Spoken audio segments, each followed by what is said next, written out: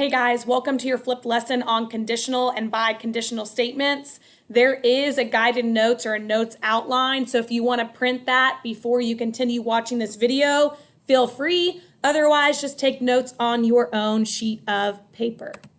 Okay, first thing we're going to talk about is what a conditional statement is. A conditional statement has two parts. Okay, the first part is a hypothesis. Okay, the hypothesis is denoted by the letter P. And then the second part of a conditional statement is a conclusion, which is denoted by the letter Q. Okay? Usually it's written in an if-then form. So if we read this statement out loud, I would read it as if P, then Q. So if P, then Q. That's how you would read that statement out loud. Okay? If, the part that comes after if is the hypothesis. Okay, the part that comes after then is the conclusion. So again, the part that comes after if is the hypothesis. The part that comes after then is the conclusion. Now notice that if the hypothesis is true, then you can draw the appropriate conclusion, which we will practice in just a moment.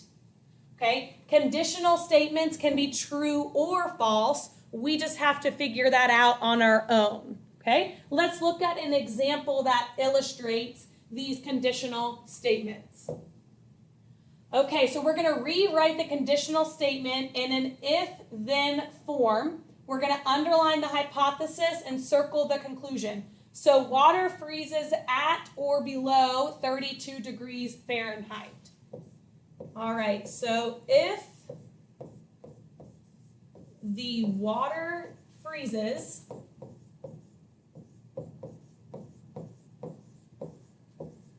comma, then it is at or below 32 degrees Fahrenheit.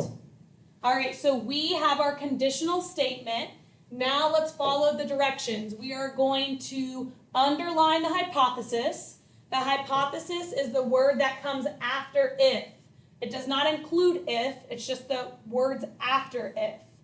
Then it says circle the conclusion. The conclusion is that it is at or below 32 degrees Fahrenheit.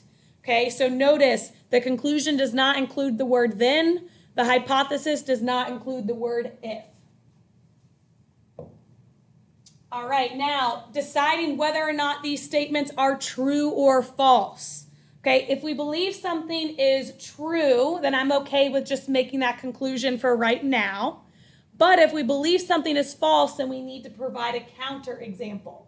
A counterexample is a single example that shows a conditional statement is not always true. So let's see. It only takes one counterexample to disprove a statement. So you don't need to have multiple counterexamples. You only need to have one in order to conclude that the statement is false. So let's practice this idea. We're going to decide if each statement is true or false. If we think it's false, then we must provide a counterexample. So here, just for practice, here is our hypothesis. Here is our conclusion. Let's see if this statement is true or false. If a number is odd, then it is divisible by 3. I can think of multiple counterexamples right off the top of my head. One counterexample is the number 7. The number 7 is odd, but it is not divisible by 3. You could think of other counterexamples, such as 1, such as 11, and we could think of even more if we sat here and tried harder. But again, you only have to have one counterexample to prove a statement is false. So this statement, false. Next one, if a line and a plane intersect, then their intersection is a point. All right, well, I can think of this visual that is kind of highlighting this idea. Here's my plane. if I have a line intersecting this plane, maybe it intersects right here. In this diagram, the intersection of this plane and this line is a point. Maybe I'll label this point A, but I can actually think of a counterexample. A counterexample would be a plane where the line is going to intersect this plane. Okay, but it's actually on that same level of the plane. So it's not going up and down or through it vertically. It is actually intersecting straight through that plane. So here is a counterexample for this one where the intersection is actually a line. Okay? All right, now that we've talked about conditional statements, let's talk about the converse of the statement. Okay, the converse of the statement is when you switch the order of the hypothesis and conclusion. A silly way that I like to remember this is thinking about putting my Converse shoes on the wrong feet. So first, let me just remind you, conditional statements, okay, are in the form if P, then Q. Okay, the converse of that statement swaps the argument. So it's if Q, then P. The inverse of a statement negates the hypothesis and the conclusion. So if not P, then not Q. The contrapositive negates and switches the order of the hypothesis.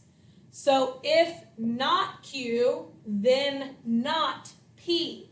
One way I like to remember this is the longest word and it's also the longest process. You have to negate and switch it.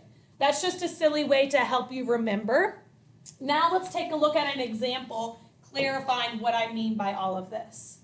All right, so write the converse, inverse, and contrapositive of the conditional statement below. So this is our conditional statement, this given statement right here.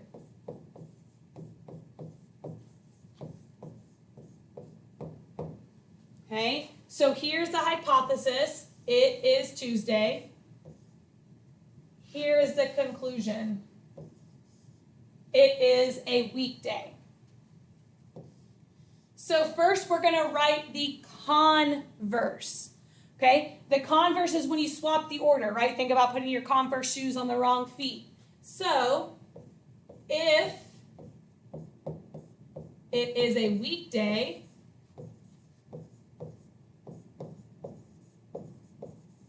then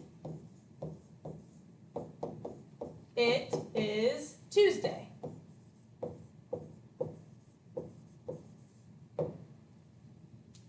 Okay. Now let's talk about the inverse. The inverse is when you negate the conditional statement. So if not P, then not Q. That would read, if it is not Tuesday,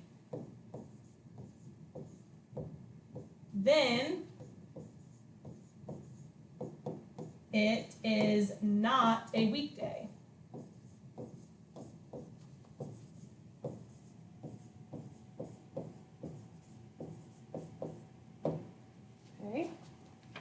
All right, and then the contrapositive, right? I remember the contrapositive is the longest word and longest process. So you are going to swap and negate. So if it is not a weekday, then it is not Tuesday. All right, so that's how you write all of these statements. Now let's talk about the truth value. Before I do that, I'm going to highlight a few things, okay? The conditional statement and the contrapositive have the same truth value. So if the conditional statement is true, then the contrapositive is true. Okay? The converse and the inverse have the same truth value. So if the converse is true, then the inverse is true. So really, if we're going to decide whether these statements are true or false, we really only need to check to see if this one is true or false, and if this one is true or false, because then we know automatically if the other ones are true or false.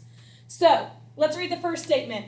If it is Tuesday, then it is a weekday. Well, this statement is true. I cannot think of any counterexample. Okay, well, if that one is true, we can automatically conclude that that one is true. All right, now let's look at the converse. If it is a weekday, then it is Tuesday.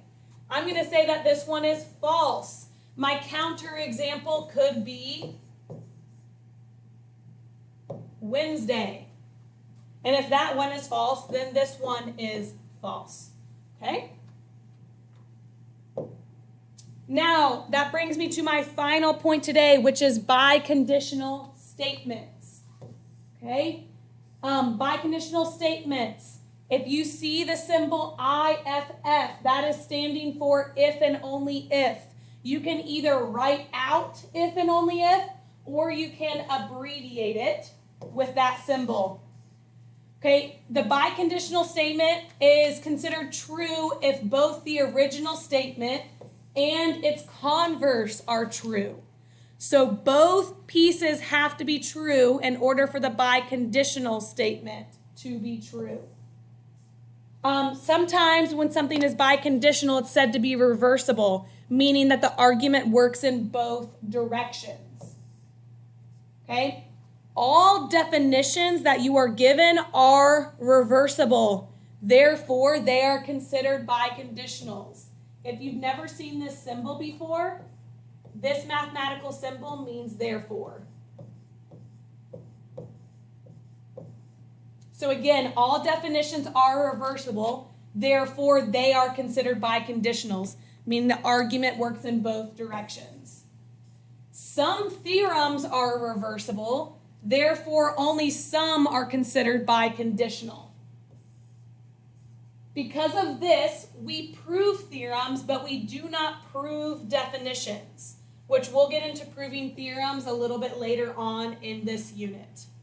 All right, so let's just look at one example that illustrates this idea.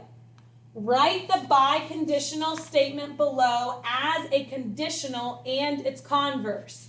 So notice that right here they wrote out if and only if, but we could have just replaced that with IFF if you want to abbreviate and save time. So let's turn this into a conditional statement.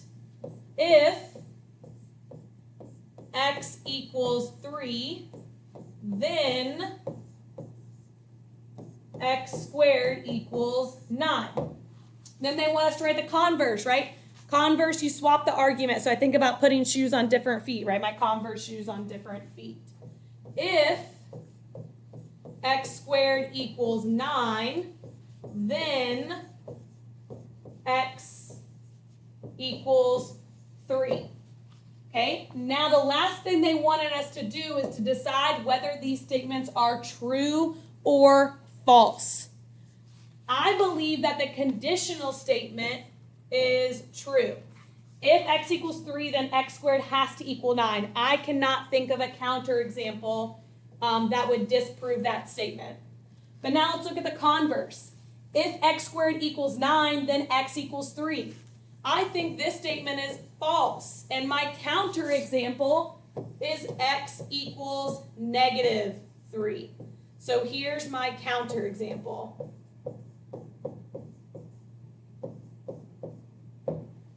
So just to highlight a big takeaway, if the conditional and the converse, if both of them are not true, then this statement is not biconditional. This statement does not work in both directions. It only works in one direction. So this statement is not biconditional. All right, good luck with your homework tonight.